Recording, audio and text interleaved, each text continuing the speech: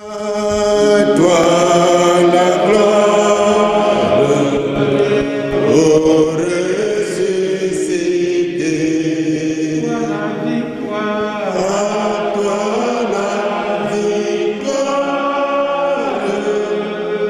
ô l'éternité.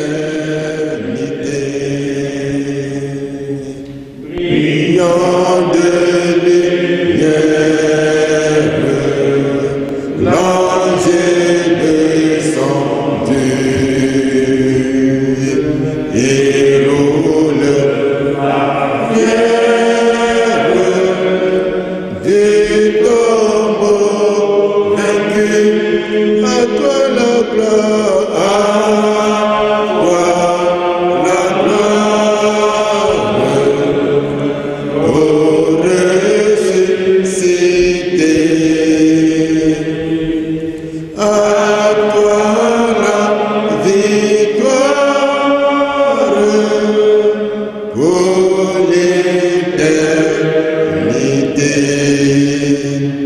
Après la pluie, c'est le beau temps. Après les ténèbres, c'est la lumière.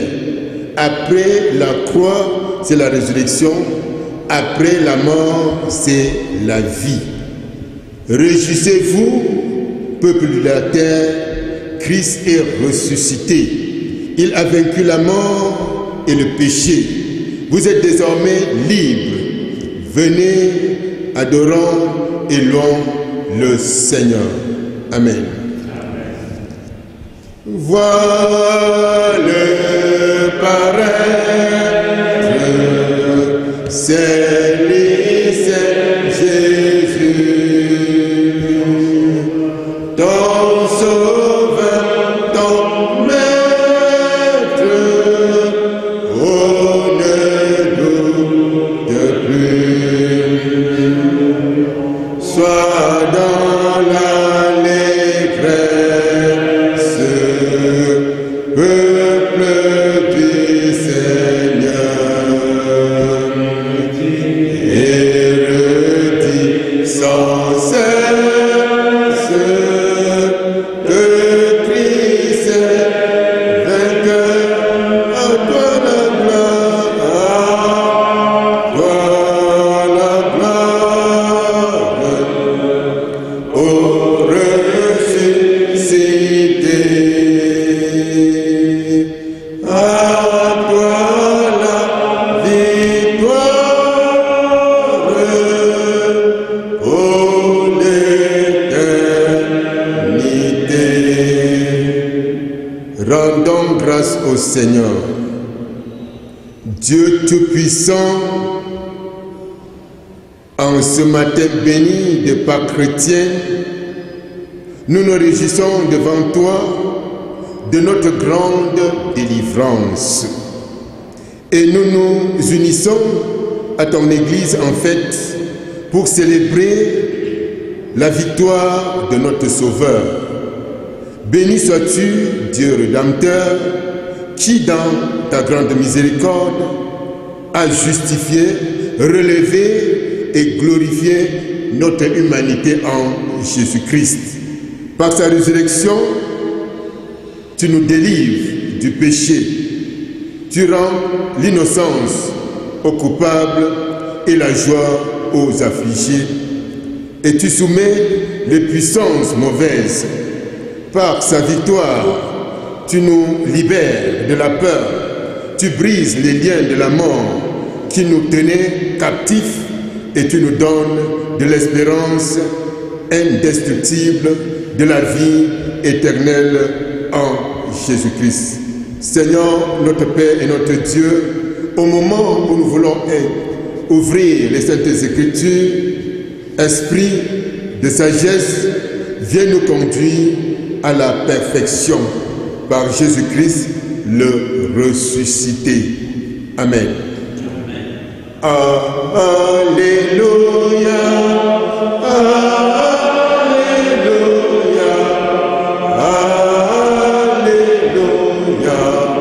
Jésus est Alléluia, Alléluia.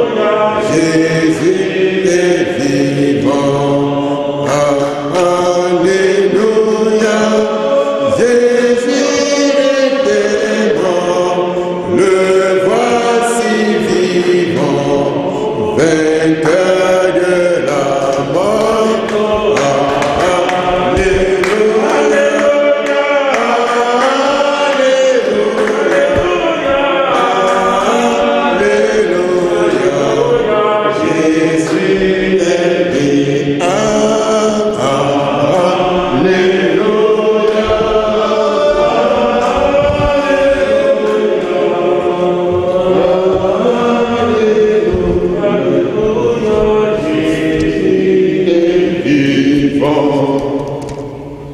En ce glorieux jour de fête, la parole de Dieu nous vient de l'évangile de notre Seigneur Jésus-Christ selon Matthieu, au chapitre 28, du verset 1 au verset 10, où nous lisons ceci. Après le sabbat, à l'aube du premier jour de la semaine, Marie de Magdala et l'autre Marie allèrent voir le sépulcre. Et voici, il y eut un grand tremblement de terre, car un ange du Seigneur descendit du ciel, vint rouler la pierre et s'assit dessus. Son aspect était comme l'éclair, et son vêtement blanc comme la neige. Les gardes tremblaient de peur et devinrent comme morts. Mais l'ange prit la parole et dit aux femmes, « Pour vous, ne craignez pas, car je sais que vous cherchez Jésus qui a été crucifié. Il n'est point ici, il est ressuscité comme il l'avait dit. Venez, voyez le lieu où il était couché. » Et allez promptement dire à ses disciples qu'il est ressuscité des morts. Et voici, il vous précède en Galilée. C'est là que vous le verrez. Voici, je vous l'ai dit. Elle s'éloignait promptement du sépulcre avec crainte et avec une grande joie, et elle courut porter la nouvelle aux disciples. Et voici, Jésus vint à leur rencontre et dit, « Je vous salue. » Elle s'approchait pour saisir ses pieds et elle se prosternait devant lui. Alors Jésus leur dit, « Ne craignez pas, allez dire à mes frères de se rendre en Galilée, c'est là qu'ils me verront. » Seigneur, ta parole est vérité, sanctifie-nous par ta vérité. Amen. Amen. C'est dans l'évangile qu'on trouve la vie, la paix, le pardon, le bonheur. Ouvrons notre cœur, à sa grâce infinie, donnant tant de bien aux pécheurs. auprès du Seigneur, avec lui sur la route, marchons de tout cœur en chantant. Il sauve, il guérit, il enlève le doute. Il vit, il est là maintenant. Christ est ressuscité, il est vraiment ressuscité. Cette salve de joie, ce cri de triomphe du Christ sur la mort, qui nourrit la foi et justifie l'espérance des chrétiens du monde entier, sans distinction aucune, a retenti pour la première fois, il y a de cela plus de 2000 ans en Palestine, dans un cimetière, à l'entrée ou à l'intérieur d'une tombe. Après le sabbat, à l'aube du premier jour de la semaine, Marie de Magdala et l'autre Marie allèrent au sépulcre. Jésus crucifié, mort et mis au sépulcre la veille du sabbat ne s'y trouve plus. Il est ressuscité, il est revenu à la vie. Ce n'est ni un sujet de débat, ni une question sujette à la spéculation philosophique.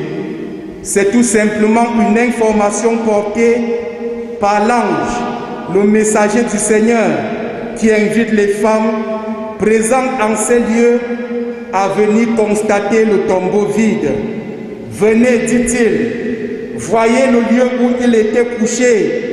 Il n'est point ici, il est ressuscité comme il avait dit. Et cela se passe le premier jour de la semaine, comme si Dieu avait tourné la page de la première création, et à partir de ce jour, le premier de la semaine, il recréait le monde à nouveau. Ce premier jour marque le début d'une nouvelle ère, le début d'une nouvelle histoire, le début d'une nouvelle vie, d'une nouvelle expérience avec celui qui seul est capable de refaire ce qui a été détruit, de réconcilier ce qui a été divisé, de ramener à la vie ce qui était mort. Car, comme tous meurent en Adam, de même aussi, tous revivront en Christ. Selon 1 Corinthiens chapitre 15, verset 22. Ce premier jour de la semaine est le point de départ du monde nouveau, celui de l'établissement du règne de Dieu dans les vies qui autrefois étaient tenues captives du mal et du malin. En ce jour, Dieu fait toutes choses à nouveau. C'est fort de cela que l'Église a retenu ce premier jour de la semaine comme le désormais jour d'adoration, jour de célébration de ce triomphe qui fonde son existence. Autrement dit, si Christ n'est pas ressuscité, l'Église chrétienne n'a aucune raison d'être. Vaine est notre prédication et vaine aussi votre foi, pour emprunter à l'apôtre Paul. Ainsi, nous rendons grâce à Dieu pour cet acte inédit par lequel il a redonné un sens et une perspective salutaire à l'humanité. En le faisant, nous rendons hommage à celle qui, sans peur, devant le courroux des Juifs, sans peur, devant les soldats romains, postés pour garder le tombeau de Jésus, sans peur du qu'en dira-t-on, ont bravé le froid matinal pour se rendre au sépulcre et devenir ainsi les premiers témoins de la résurrection. Ce sont les femmes. Les 4 évangiles s'accordent d'ailleurs sur le fait que ce sont les femmes qui ont reçu en premier le message de la résurrection. Lors de la première création, le livre de la Genèse nous apprend que la femme fut le canal par lequel le péché est entré dans le monde. Elle fut séduite par le diable et mangea le fruit défendu, puis elle en donna à son mari, selon le récit de Genèse 3, versets 1 à 6. Et de ce fait, que de coups, de préjudices et d'injustices la femme n'a-t-elle reçu, puisque considérée comme la source de tous les malheurs du monde? Frères et sœurs, je lisais une plaisanterie de mauvais goût au sujet de la femme, dans laquelle l'auteur affirmait que tous les malheurs sont toujours au féminin. Tenez, dit-il, la pauvreté féminin, la maladie féminin, la crise féminin, la guerre féminin, la mort, etc. Heureusement que le corona est masculin. En étant les premières à vivre la résurrection du Christ, les femmes dans le nouveau monde ont certainement renversé la vapeur en tant que source de la vie, parce que c'est par elle que la vie atterrit dans le monde. Elles deviennent la source de la bonne nouvelle. Oui, c'est par elle que la résurrection du Christ, base de l'évangile, sera annoncée pour la première fois au monde.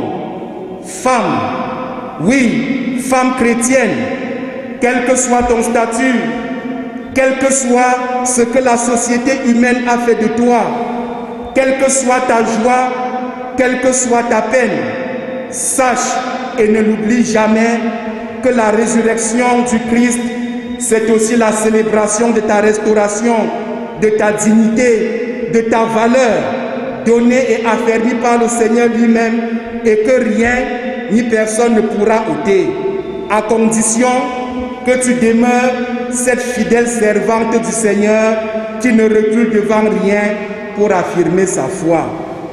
Au grand tremblement de terre qui eut lieu ce jour, les gardes tremblaient de peur et devinrent comme morts, tandis que les femmes, sereines, attendaient le discours de l'ange. C'est là le contraste qu'il y a entre les incrédules et les hommes de foi. La manifestation glorieuse du Christ ressuscité foudroie les incrédules, mais elle rassure les croyants.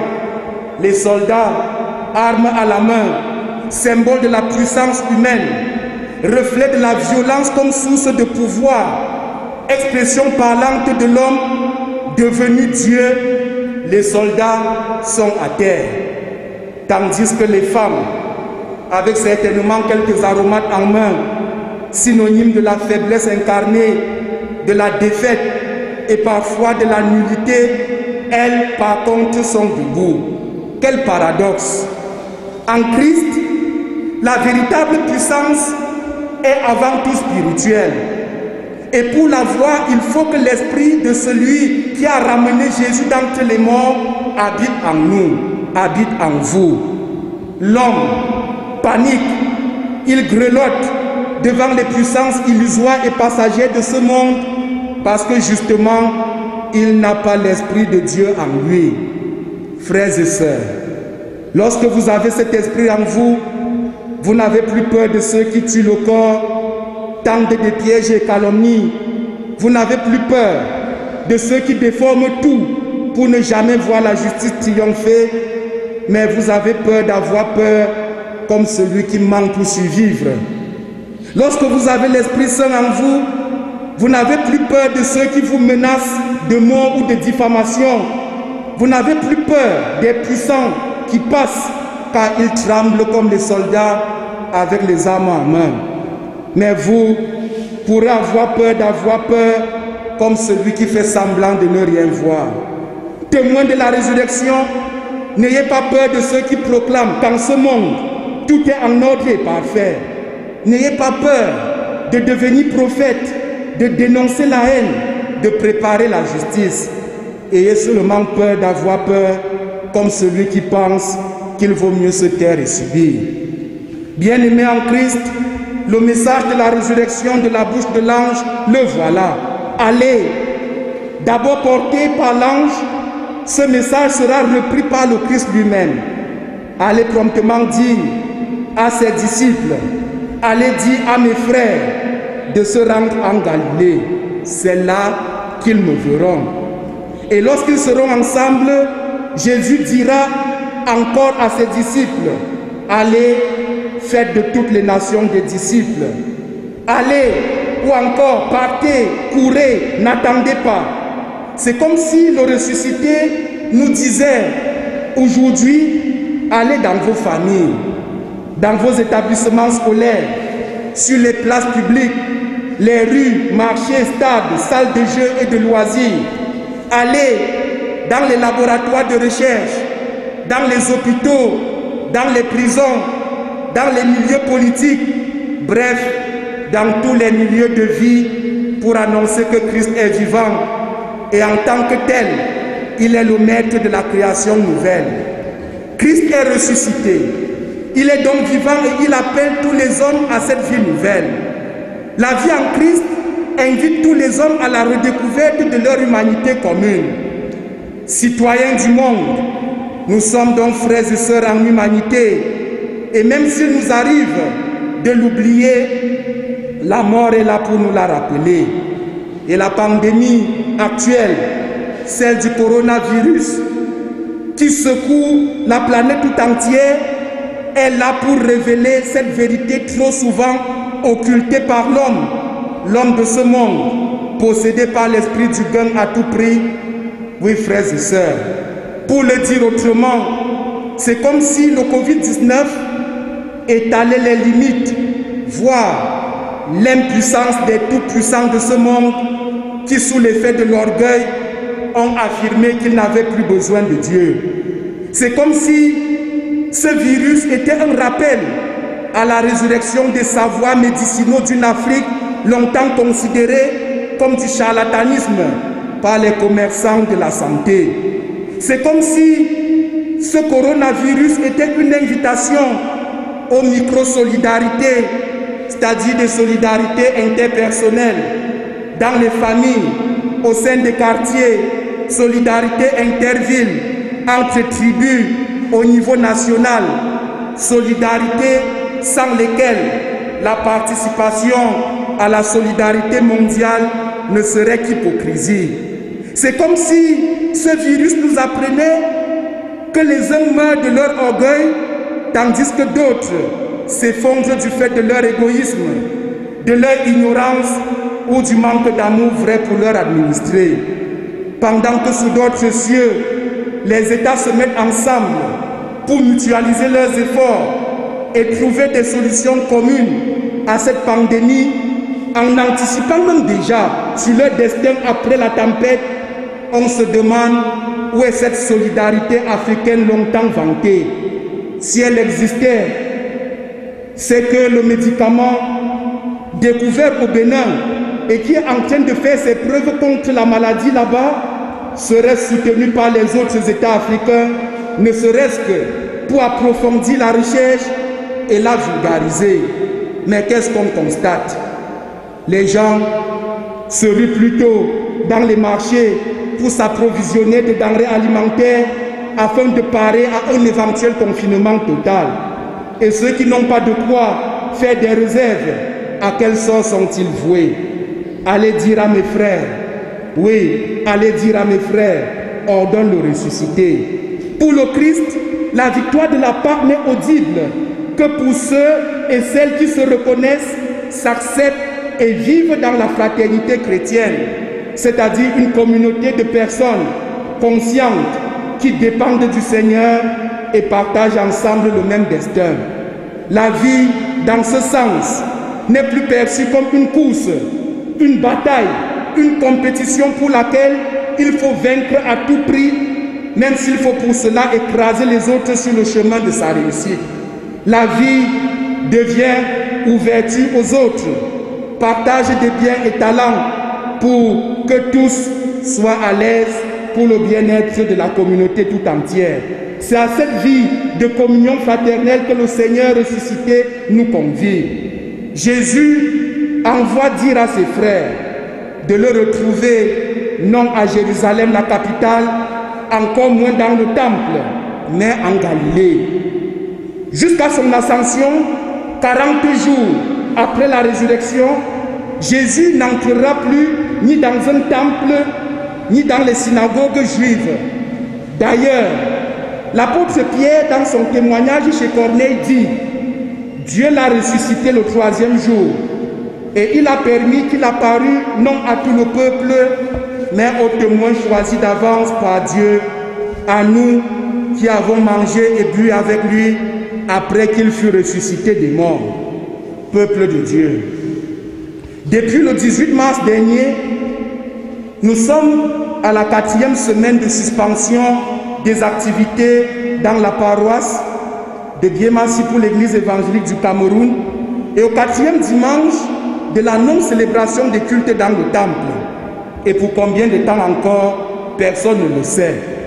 Cette décision forte de l'Église comme mesure barrière au Covid-19 est diversement appréciée par les fidèles.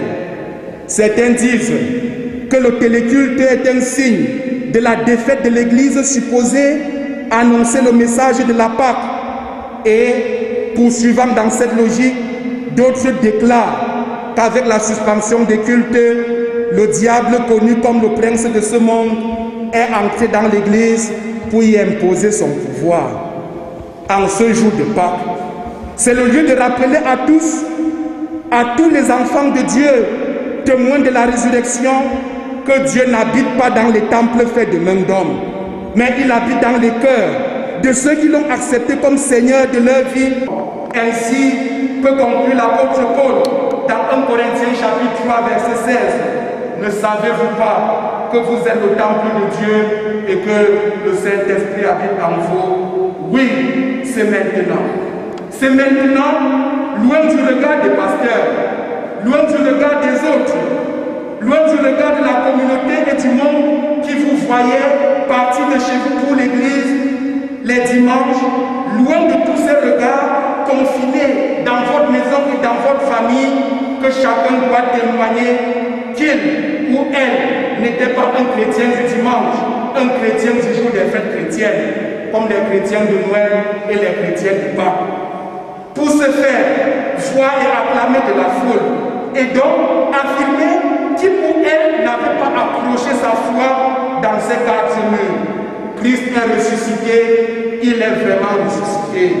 Il est vraiment ressuscité pour affranchir tous ceux qui le cherchent de toutes sortes d'asservissements et leur accorder la liberté des enfants de Dieu. C'est finalement toute l'humanité qui est concernée par ce message, car Dieu ne fait acception de personne. Et c'est pour que cette bonne nouvelle du salut, qui seule, reçue et vécue comme telle, peut rétablir le règne définitif de Dieu, pour que cette bonne nouvelle soit annoncée à tous, que Jésus nous dit en ce jour de fête, allez, qu'il bénisse sa parole et lui donne de porter du fruit dans nos vies. Amen. La paroisse a ouvert un compte auprès des opérateurs Orange, Cameroun et MTN. Et pour plus d'informations, nous vous invitons de contacter les numéros qui défilent sur la bande d'annonce. Le bureau de la paroisse invite les pasteurs à continuer dans l'édification journalière du peuple de Dieu par les canaux de diffusion qui restent WhatsApp, YouTube et Facebook à l'adresse connue de tous. Au terme de la deuxième quinzaine de confinement, nous vous aviserons et vous informerons des nouvelles dispositions de la marche de notre paroisse. Le 19 avril prochain, nous allons recevoir la collecte dite Vrai Jeune. De quoi s'agit-il? Il s'agit pour nous, chrétiens de Biémassi, de mettre de côté le coût journalier de notre repas pour l'action diaconale dans notre communauté. La commission financière a retenu la date du 19 avril pour la collecte de cette offrande. Nous avons déjà dit qu'à travers Orange et MTN, nous pouvons apporter ces offrandes. Rappel 2, il s'agit du programme des obsèques de notre paroissien, Papa Wafo Maximin, qui vont se dérouler au courant de cette semaine. Le domicile de Papa Wafo se trouve non loin de l'hôpital de Biémassi. C'est la fin de nos informations. Bonne fête de Pâques et à dimanche. À Dieu soit la gloire par son grand amour. Dans mon âme gloire s'est levé le jour. Jésus à ma place mourit sur la croix et m'offre sa grâce et je la reçois. Gloire à Dieu, et écoute sa voix. Gloire à Dieu, mon réjouis-toi. Oh, venez au Père, Jésus est vainqueur, que toute la terre chante en son honneur. Prions Dieu. Dieu Tout-Puissant, en ce jour béni de Pâques, nous nous réjouissons devant toi de notre grande délivrance et nous nous unissons à ton Église en fête pour célébrer la victoire de notre Sauveur. Béni sois-tu, Dieu Rédempteur, qui, dans ta grande miséricorde, a justifié, relevé et glorifié notre humanité en Jésus-Christ par ta résurrection, tu nous as délivrés du péché. Tu rends l'innocence aux coupables et la joie aux affligés, et tu soumets les puissances mauvaises. Par la victoire du Christ, tu nous libères de la peur, même comme cette pandémie du siècle, à savoir Covid-19, met toute l'humanité à genoux. Seigneur, nous avons cette ferme conviction que sa course est de courte durée. Et à ton temps voulu, Seigneur, tu mettras un terme à ce désastre afin que ton nom soit glorifié. Puis Seigneur, tu brises les liens de la mort qui nous tenaient captifs et tu nous donnes l'espérance indestructible de la vie éternelle dans ton royaume. C'est ici pour nous l'opportunité de porter, Seigneur, les laisser pour compte, les déplacés, les victimes de coronavirus, les confinés, et tout particulièrement, Seigneur, ceux et celles-là qui sont sous soins intensifs afin que tu te glorifies. Seigneur, utilise les médecins, traitants et autres pour la gloire de ton Saint-Nom.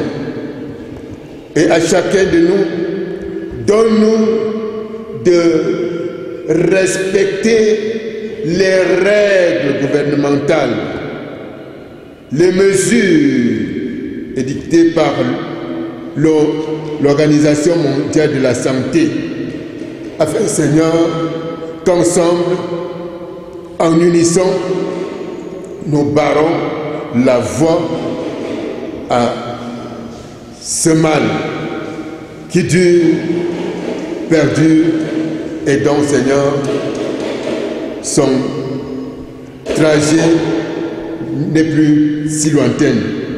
Ô notre Père et notre Dieu, nous te prions pour les parents, les écoliers, élèves et étudiants, les malades et tout particulièrement, Seigneur, le corps des traitants, à savoir les médecins traitants et autres, qui ne cessent d'œuvrer pour la survie de l'homme. Seigneur notre Père et notre Dieu, merci une fois de plus. Maintiens-nous dans la vigilance jusqu'à ce que paraisse dans sa gloire notre Seigneur qui vit et règne avec toi, Père et le Saint-Esprit, par qui et pour qui nous voulons encore dans la station debout te dire cette prière. Notre Père qui est aux cieux, que ton nom soit sanctifié, que ton règne vienne, que ta volonté soit faite sur la terre comme au ciel. Donne-nous aujourd'hui notre pain de ce jour. Pardonne-nous nos offenses, comme nous pardonnons aussi à ceux qui nous ont offensés. Et ne nous soumets pas à la tentation, mais délivre-nous du mal, car c'est à toi qu'appartiennent le règne, la puissance et la gloire pour les siècles des siècles. Amen. Écoutez les exhortations et recevez la bénédiction de Dieu. Vous êtes ressuscités avec Christ. Attachez-vous aux choses qui sont en haut sans perdre conscience que nous sommes encore sur terre. Car vous êtes morts et votre vie est cachée avec le Christ en Dieu. Que votre cœur revienne à la vie pour toujours. Et que l'amour de notre Seigneur Jésus-Christ, que l'amour du Christ, notre lumière, vous accompagne et vous rende inébranlable et fraternel. Allez dans la joie, allez dans la force, allez dans l'amour du ressuscité. Amen. Venez au Sauveur qui vous aime. Venez, il a brisé vos fers. Il veut vous recevoir, lumière. C'est